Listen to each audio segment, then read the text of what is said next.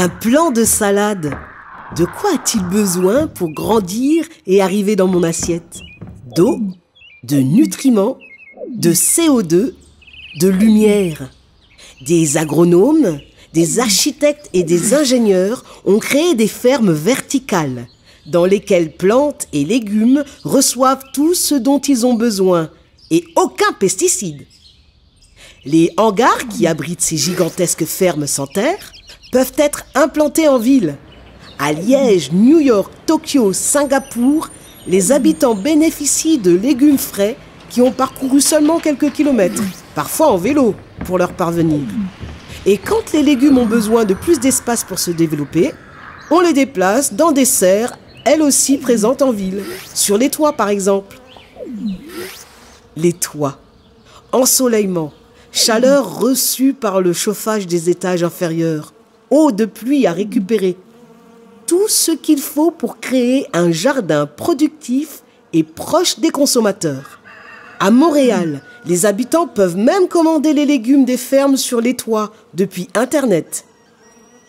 N'aie pas peur, les abeilles aussi ont leur place sur les toits. En ville, elles profitent d'une grande diversité de plantes à fleurs. Du miel de Bruxelles. Ces minuscules plantes, elles, ne passeront pas à la casserole. Enfin, pas directement. Ce sont des micro-algues. Elles sont utilisées pour fournir des biocarburants, des colorants et même une matière pour remplacer le bitume sur nos routes. Architectes et ingénieurs ont transformé des façades en jardins d'un tout nouveau genre. Des fermes à micro-algues. Elles circulent dans une eau sans cesse brassée par les bulles de gaz. Elles peuvent d'ailleurs utiliser le CO2 issu de l'activité de l'immeuble, qu'elles transforment en oxygène. Elles pourraient même tirer parti des eaux usées. Des arbres fruitiers. Certaines villes ont un programme de verger urbain. À Paris, plus de 200 variétés transforment le CO2 en oxygène, abritent insectes et oiseaux et offrent leurs fleurs aux abeilles. Les arbres sont de précieux alliés des agriculteurs. En agroforesterie, on plante des arbres dans les champs de céréales.